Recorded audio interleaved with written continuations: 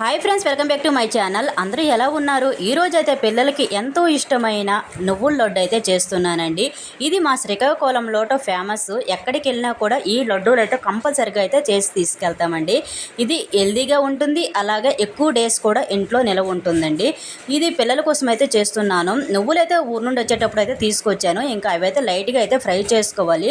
ఎక్కువగా ఫ్రై చేయకుండా లైట్గా చిన్న గోల్డెన్ కలర్ వచ్చేదాకా నువ్వులు ఫ్రై చేసుకుంటే పచ్చిదనం అయితే పోతుంది. తింటున్నప్పుడు కరకరగలా వస్తాయి కదా, అందుకని చెప్పేసి ఇలా లైట్గా ఫ్రై చేసుకున్నాం. మీలో ఎంతమందికి నువ్వుల లడ్డు ఇష్టం? మీ చిన్నవారైనా పెద్దవారైనా కంపల్సరీగా తినాల్సిందండి.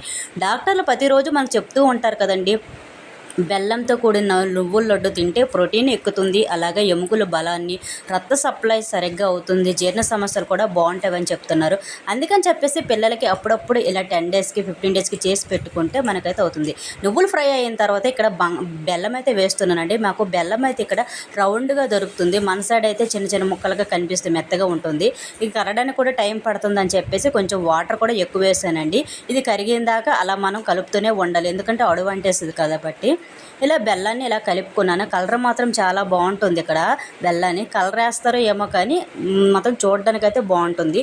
చూసారు కదా, మనకి కరిగిపోయింది. బెల్లం మొత్తం అయితే బాగా కరిగిపోయింది. ఇప్పుడు పాకం అయితే రావాలి. ఒక పాకం చెక్ చేసుకున్నప్పుడు అయితే ఒక గిన్నెలో అయితే వాటర్ అయితే తీసుకోవాలి. అది కంపల్సరిగా వాటర్ తీసుకొని మనం పాకం అయితే చెక్ చేసుకోవాలి. నువ్వులు దీనికైతే చాలా చక్కగా పాకం వస్తేనే నువ్వుల లడ్డూలు గట్టిగా టైట్గా ఉంటాయి, లేదంటే లూజ్ అయిపోయి మొత్తం ఊడిపోద్దండి. అందుకని చెప్పేసి పాకం అయితే చెక్ చేసుకొని మనమైతే నువ్వుల లడ్డూలు అయితే చేసుకోవాలి. దేనికైనా కూడా మనం పాకం చెక్ చేసుకుంటేనే బాగుంటుంది. ఇప్పుడు గిన్నెలో కొంచెము వాటర్, కొంచెము మనం తీసుకున్న పాకాన్ని అయితే వేసుకొని ఇలా చూసుకోవాలండి చేయితోటి. ఇలా చేతికి అంటుతుండే అంతే పాకం వచ్చినట్టు, ముద్దలా అయినట్టు. అయితే ఇలా తీగిలాగా వచ్చిందంటే అంత అవ్వలేదన్నట్టు. కొంచెం కొంచెం వేసుకొని కలుపుకోవాలండి, ఎందుకంటే బెల్లం ఒకవేళ తక్కువైనా కూడా మనకి ఏంటంటే నువ్వుల లడ్డు చేయడం రాదండి, సరిగ్గా అన్నీ ఉండాలి. అందుకని చెప్పేసి కొంచెం కొంచెం వేసుకుంటూ ఇలా కలుపుకోవాలి. చూసారు కదా, ఎలా నీట్గా అడుగు అంటకంట కలుపుకోవాలి. గట్టిగా పట్టుకోండి, లేదంటే కళాయి అయితే తిరగబడిపోయిన సమస్య ఉంటుంది. అందుకని చెప్పేసి మేము ఇక్కడ క్వార్టర్స్లో ఉంటాం కాబట్టి మాకు అంతగా ఎక్కువ పెద్ద పెద్ద సామాన్లు అయితే ఉండవు. అందుకని చెప్పేసి ఉన్న వాటిల్లో కూడా నేను చేసుకుంటున్నాను. ఇంట్లో అయితే పెద్ద పెద్ద తపేళ్ళు అవి ఉంటాయి, పాకాల తపేళ్ళు అవి ఏమి ఇక్కడ ఉండవు కదా, అందుకని చెప్పేసి ఇలా చిన్న దీంట్లో చేస్తున్నాను. ఇలా కలుపుకున్న తర్వాత ఇంకా కొంచెం పుర్రుగా అనిపిస్తుంది చూసారా పాకం. ఇంకా మిగతా నువ్వులు అయితే వేసాను. సరిగ్గా అయితే సరిపడింది. నేను తీసుకున్న బెల్లంకి నేను తీసుకున్న నువ్వులకైతే రెండిటికైతే సరిగ్గా సరిపడిందండి. ఇలా పాకాలను బాగా మనకైతే నువ్వులు అయితే ఉడికించుకోవాలి కాసేపు. ముద్దలు ఇలా అయ్యిందంటే మనకైతే లడ్డూలు చేయడానికైతే వస్తుంది. మనకి ఏ సేపు అయితే ఆ సేపు అయితే మనం కట్ చేసుకోవచ్చు అండి.